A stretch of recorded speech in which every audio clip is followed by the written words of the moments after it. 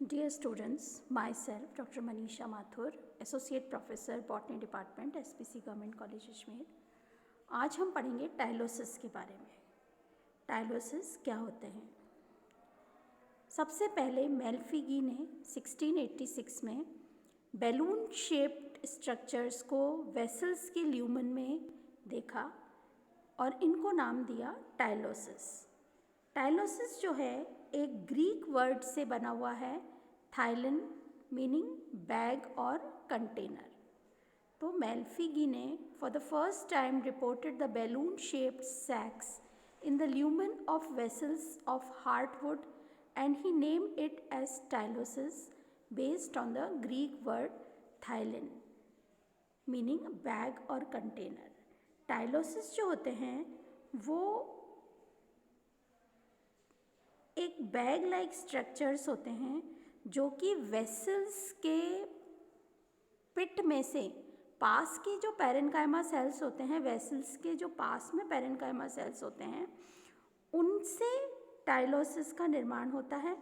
और वो जो वेसल्स के जो पिट्स होते हैं उनके अंदर से पेनिट्रेट हो जाते हैं रे और एक्सियल पैरेन्काइमा के सेल्स जो कि वेसल्स के पास में होते हैं और पेनिट्रेट होके एक शॉर्ट प्रोट्यूबरेंस बना देते हैं और धीरे धीरे उस सेल का जो पैरेन्काइमा सेल है उसका जो साइटोप्लाज्म है और न्यूक्लियस है वो माइग्रेट हो जाता है पैग लाइक आउटग्रोथ में और धीरे धीरे ये एक्सपेंड हो जाती है आउटग्रोथ और एक वॉल्यूमिनस ब्लैडर का शेप ले लेती है और ये स्ट्रक्चर कहलाता है टाइलोसिस।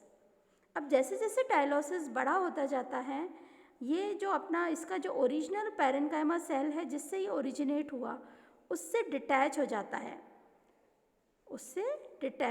है, ये देखिए टाइलोसिस सिंगुलर में tylosis are the balloon like outgrowths of parenchymatous cells to the lumen of tracheids और vessels of the secondary xylem. The axial and ray parenchyma of the xylem, ये मैंने अभी आपको बताया था, the axial and ray parenchyma of the xylem develops protrusion निकलता है and these protrusions enter और invade into the lumen of the tracheids और वेसल्स थ्रू पिट्स। जो पास वाले ट्रैकीड्स और वेसल्स हैं उनमें उनके जो पिट्स होते हैं उनके अंदर से ये प्रोट्यूबरेंस एंटर हो जाते हैं ट्रैकीड्स या वेसल्स में से। This invasion of parenchyma occurs when tracheids और vessels become inactive और damaged। जब ये tracheids और vessels inactive हो जाती हैं या इनके अंदर वाटर का फ्लो कम हो जाता है या डैमेज हो जाते हैं उस समय ये जो पास के पैरेन्काइमा हैं उनमें से प्रोट्यूबरेंस या प्रोट्रूजन्स निकल के आ जाते हैं ट्रैकीड्स और वेसल्स में। ये आप देखिए diagram, here it is the diagram. ये तो स्टार्टिंग की स्टेज है कि प्रोट्यूबरेंस निकल रहे हैं, ये थोड़ी लेटर स्टेज है, अलग अलग तरह के साइज़ के प्रोट्रूजन्स हैं जो कि ट्रैकीज या वेसल्स के अंदर आ रहे हैं। दीज आर, ये टी वाला जो है दैट इज़ टाइलोसिस। अब इसमें देखिए आप पूरा ब्लॉक कर दिया इसने, ये प्रोट्रूजन्स बड़े हो गए and they have block the tracheid और वेसल। और ये ट्रांसफर सेक्शन है बी वाला कि ये थोड़े छोटे छोटे हैं और अब इसके अंदर ये बड़े हो गए और पूरा ब्लॉक कर दिया। This is longitudinal section A वाला और बी वाला ट्रांसफर सेक्शन है। X P means xylem parenchyma और ये इसके अंदर जाइलम पैरेन्काइमा में ब्लैक डॉट्स जो दिख रहे हैं ये प्रोट्रूजन्स स्टार्ट हुए हैं इसके यहाँ से। Okay, now tylosis development occurs through the pit pairs connecting parenchyma and tracheids और वेसल्स। जो टाइलोसिस होते हैं ये पिट पेयर्स जो प्रेजेंट होते हैं ट्रैकीड्स या वेसल्स में से उसके पास में जो पैरेन्काइमा होते हैं उससे डेवलप होते हैं। Sometimes many tylosis originate from a single parenchymatous cell. कई बार एक ही सेल में से कई टाइलोसिस निकलते हैं। The tylosis completely fill the lumen of the vessel or trachete and block the path. Tyloses are particularly rich in the tracheids and vessels of heartwood than sapwood. Heartwood में ज़्यादा prominent होते हैं sapwood के comparison में, क्योंकि heartwood ने अब धीरे धीरे काम करना बंद कर दिया है. They have stopped working and sapwood is the fresh जो जिसमें ट्रांसलोकेशन हो रहा है वाटर एंड न्यूट्रिएंट्स का. The nucleus and protoplasm of the parenchyma are retained in the tylosis. मैंने आपको बताया था न्यूक्लियस आ जाता है सारा और प्रोटोप्लाज्म आ जाता है टाइलोसिस के अंदर. Usually tylosis stay as thin walled in the lumen of vessel or tracheids. They are thin walled structures. Tyloses are thin walled structures. Sometimes secondary thickening also occurs in tylosis. कभी कभी tylosis के अंदर secondary thickening भी पाई जाती है. Very rarely in some plants the tylosis differentiate into sclerids with very thick lignified cell wall.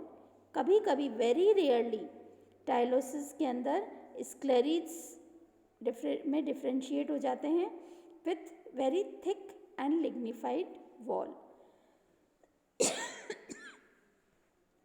Pruning or other stem injuries induce the tylosis formation in many horticultural plant varieties. जब हम pruning करते हैं plant की तो उस समय भी या कोई इंजरी हो जाती है स्टेम में, वो भी pruning and injuries they induce tylosis formation. Tylosis accumulate resins and other secondary materials in their protoplasm. कई बार टाइलोसिस में धीरे धीरे रेजिन्स और अदर मटेरियल्स भी स्टोर हो जाते हैं, एक्यूमुलेट होना शुरू हो जाते हैं. They are responsible for the characteristic odour of the wood. और ये जो होती हैं चीज़ें इसकी वजह से एक कैरेक्टरिस्टिक स्मेल निकलती है वुड में से. They are responsible for the characteristic odour of the wood. They also prevent the degradation of wood by termites and mites. Tylosis ये प्रिवेंट करते हैं डिग्रेडेशन, वुड का degradation by termites and mites. अब है what are the functions of tylosis. ये भी tylosis formation in vessels है, red colour से टाइलोसिस बता रखे हैं. Tylosis prevent the leakage of water through the damaged xylem. वो जाइलम जो डैमेज हो जाता है उसके अंदर से वाटर का लीकेज रोकते हैं tylosis. They prevent the invasion of pathogens through vessels or tracheids. Vessels और tracheids में से जो पैथोजन बाहर से आ सकते हैं उनका इन्वेजन रोकते हैं. Assist in the formation of heartwood बनने में असिस्ट करते हैं. Tylosis formation is the main reason for compartmentalisation of decay in trees. जो ट्रीज का जो डिके होता है वो टाइलोसिस की वजह से होता है. Tylosis store resins, gums and many ergastic substances.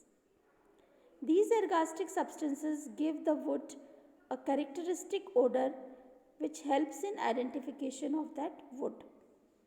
Ergastic substances present in the tylosis can protect the wood from termites and mites.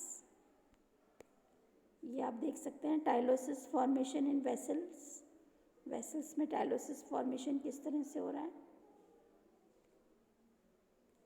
This is also tylosis formation in vessels. So this is all about tylosis. We complete the topic of tylosis. Okay, thank you.